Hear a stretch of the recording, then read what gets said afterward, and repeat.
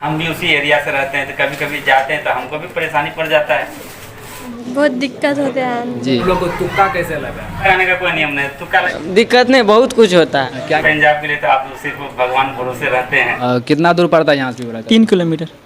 Crash course नाम का कोई चीज होता ही नहीं है। 300 में बाजी मार लिया वो सबसे आगे निकल जाते हैं, कम समय में बेहतर तैयारी।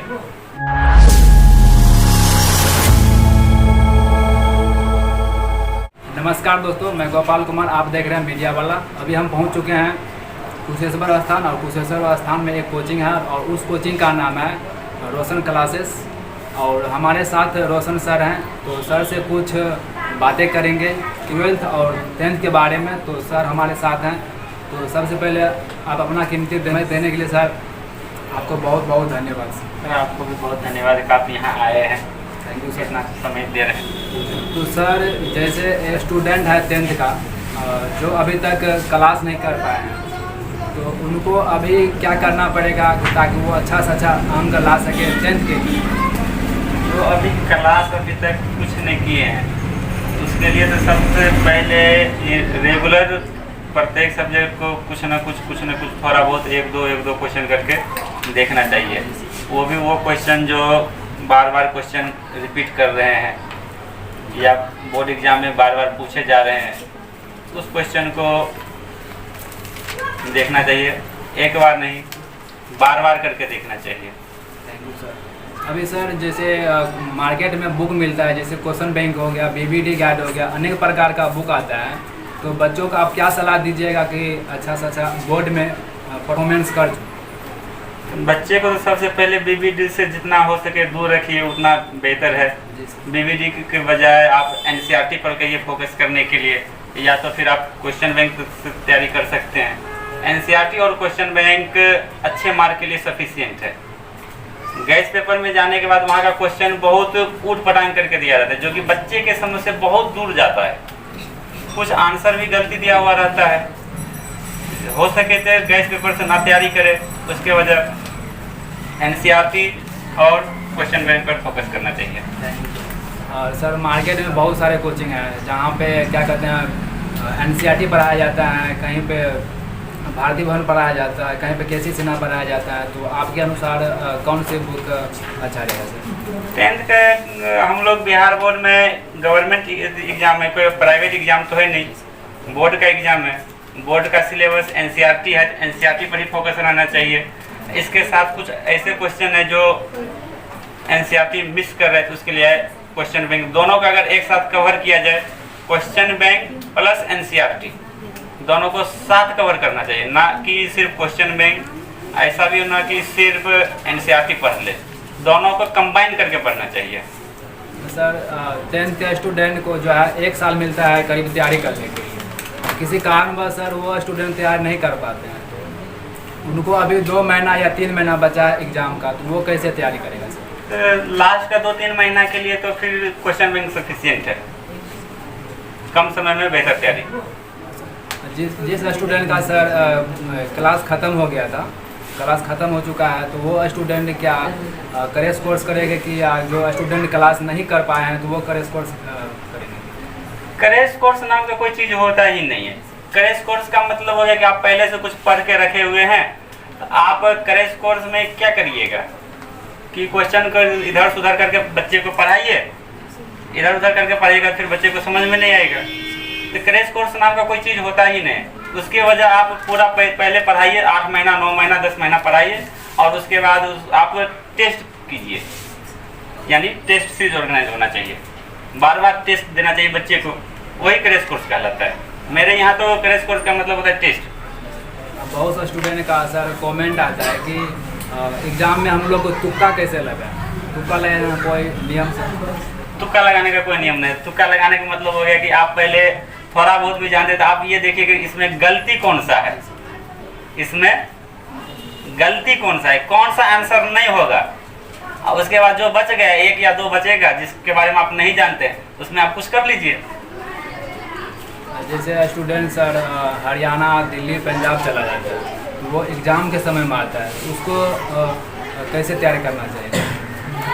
हरियाणा, दिल्ली, पंजाब के लिए तो आप सिर्फ भगवान भरोसे रहते हैं, ऊपर में राम भरोसे हिंदू होटल, तो जैसा चल रहा है चलने दीजिए, उसके लिए क्या करिएगा, उसके लिए कोनो जरूरत नहीं है। सर देखते हैं स्टूडेंट करीब 5 किलोमीटर 6 किलोमीटर अपना आते हैं यहाँ कुशेश्वर पढ़ने के लिए, तो उस स्टूडेंट को मतलब कैसे आना पड़ता है, रास्ते में क्या होगा नहीं होगा, इसके मतलब बारे में? इसके लिए तो बहुत ज़्यादा परेशानी झेलना पड़ता है। हम लोग भी ये लोग को बहुत ज़्यादा थैंक यू बोलते हैं कि इतना दूर चल के आ जाते हैं। हम भी उसी एरिया से रहते हैं, तो कभी कभी जाते हैं तो हमको भी परेशानी पड़ जाता है कि ये लोग आ जाते हैं बारिश के समय में, 2 या 3 महीना तक कंटिन्यूस बारिश रहते हैं, फिर भी उस समय छाता लेकर आते हैं बचते हुए। कभी कभी जाते हुए लोग तो कई बार भीगे भी है, और नाव के ऐसा भी होता है कई बार कि नाव पर ये लोग को बारिश पकड़ लिया, उस समय नाव को कैसे बचाते हैं ये लोग को किस्मत समझिए। और उसके बाद फिर कुछ दिन के बाद ठंड में भी लोग ठंड को बर्दाश्त करते झेलते हुए आते हैं। तो ये लोग है आखिर ग्रामीण से रहते हैं, मेहनत करते हैं, अच्छे मुकाम तक पहुँचेंगे। सर अभी 10th का एग्ज़ाम मतलब 2 या 3 महीना बाकी है, तो अभी स्टूडेंट का कितना घंटा और कितना समय देना चाहिए ताकि अच्छा से अच्छा काम करा सके? उसको तो पहले स्ट्रेटजी बनाना है कि हमको कहाँ तक पहुँचना है, कितना नंबर लाना है, और उसके बाद घंटा में उसको ये चीज़ कर लेना कि आज हमको इतना पढ़ना है। उसमें कुछ बच्चे ऐसे रहते हैं जिसके जो स्लो माइंड वाले रहते हैं 10 घंटा में कर ले, वो कोई फास्ट माइंड वाले रहते हैं एक बार देख कर निपट जाते हैं। सो कर भी एक बार देख कर सो भी जाए ना, तो हमको लगता है एग्जाम में लिख सकता है। तो घंटा पे नहीं जाना चाहिए, उसको ये चीज़ कर लेना है कि आज हमको इतना चीज़ कवर करना है। एक अपना टॉपिक बना ले कि आज 10 क्वेश्चन, 20 क्वेश्चन, 25 क्वेश्चन या 30 क्वेश्चन, या कोई एक चैप्टर, 2 चैप्टर या 5 सब्जेक्ट में से एक चैप्टर कवर करना है। उसको एक चैप्टर बना लेना चाहिए, डिसाइड कर लेना। एक दिन में हमको प्रत्येक सब्जेक्ट से कुछ ना कुछ क्वेश्चन करके कवर करना है। अब हो गया तो आप सो जा सकते हैं, घूमिए फिरिए, रेस्ट कीजिए, माइंड को फ्री रखिए एग्जाम टाइम के लिए। ऐसा ना हो कि भर दिन पढ़े लास्ट में जाके सर दर्द करवा लिए, ऐसा नहीं होना चाहिए। घंटा पर नहीं जाके उसको टॉपिक बाय टॉपिक क्लियर करके चलना चाहिए। जैसे मानते हैं हम लोग 10th में मैथ जो है, मैथ और साइंस हो गया 10th के लिए स्कोरिंग सब्जेक्ट माना जाता है सर, तो 10th में मैथ और साइंस को कितना टाइम देना चाहिए अभी के समय से? बच्चे तो सब दिन से मैथ ही और साइंस ही पढ़ते हैं, मैथ और साइंस ही बच्चे स्टार्टिंग से पढ़ते हैं। तो लास्ट टाइम में मैथ और साइंस को अलग रख करके उसके अलावा जो अदर बच जाते हैं, जैसे 300 में आ जाते हैं SST पोर्शन, हिंदी, या उसके बाद मैथिली हो या फिर संस्कृत हो, ये दो में से कोई एक चॉइस करना पड़ता है। तो यहाँ फोकस करना चाहिए। ये हमारे 300 है आज, जबकि मैथ और साइंस सिर्फ 200 का ही है। जो इस 300 में बाजी मार लिया वो सबसे आगे निकल जाते हैं। अब मैथ साइंस के पीछे रह गया, ये तो कभी कभी ऐसे भी होता है कि कुछ बच्चे को समझ में नहीं आते हैं, उसको तो डुबा भी देते हैं। इस तीनों में कभी कोई बच्चा पूछिएगा कि फेल हुआ है, आपको पता चलेगा कि तीनों में बच्चे फेल नहीं करते हैं। जो भी फेल होते हैं मैथ या तो साइंस। तो इसको अगर जिसका सब्जेक्ट कमज़ोर है कि हमको उतना समझ में नहीं आ रहा है, मैथ समझ में नहीं आ रहा है या साइंस समझ में नहीं आ रहा है, इसको एज ए पास के लिए पढ़ लीजिए, उसके बाद और सबको अच्छा से पढ़िए, क्योंकि आगे का जो आपका भविष्य बनेगा वो 8 पेपर बनेगा। या मैथ या साइंस अच्छा से समझ रहा है, इसका मतलब ये हो गया कि आप साइंस फील्ड के हैं, तो आप मैथ साइंस पर ज़्यादा फोकस दीजिए स्टार्टिंग के, और लास्ट का जो 2-3 महीना बचता है वो इधर के 300 पर फोकस कीजिए। तो कुछ स्टूडेंट है उनसे पूछेंगे कुछ सवालें और कुछ बातें पूछेंगे। तो यहाँ पे भैया हैं, तो भैया से हम लोग पूछेंगे आपका क्या नाम है भैया? विशाल कुमार। कहाँ से आते हैं आप? पिपरास। कितना दूर पड़ता है यहाँ से पिपरास? 3 किलोमीटर। आने में आते हैं तो रास्ता में कुछ दिक्कत भी होता है आपको? दिक्कत होता है। क्या क्या दिक्कत होता है आपको? बाढ़ के समय में पानी आ जाता है जी, बारिश भी हो जाता है जी, ऐसे बहुत हो जाता है सर जी। सर जो पढ़ा रहे हैं वो समझ में आता है कि नहीं अभी? आता है समझ में। सर कैसे पढ़ाते हैं? बहुत बढ़िया पढ़ाते हैं। बहुत बढ़िया या बहुत अच्छा? बहुत अच्छा, बहुत बढ़िया भी। और यहाँ पर आपका क्या नाम है? रणवीर कुमार यादव। कहाँ से आते हैं आप? मनवर से। मनवर से आते हैं, वहाँ से मतलब आने में रास्ता में कोई किसी भी तरह का परेशानी? बहुत परेशानी होता है। क्या क्या होता है परेशानी? रास्ता अच्छा नहीं है, ऊबड़ खाबड़ है, और बारिश के टाइम में बारिश हो जाता है, जी, बाढ़ आता है, इसी वजह से आने में तकलीफ होता है। अभी क्या चीज़ का क्लास चल रहा है आपका? मैथ का। मैथ का। मैथ में 7 चैप्टर का क्या नाम है आपका? भी कुछ स्टूडेंट हैं तो हम उनसे बातें करेंगे। तो आपका क्या नाम है? चंदा कुमार। 18 हो जाए तो चंदा, कहाँ से आते हैं आप? बेहेरा।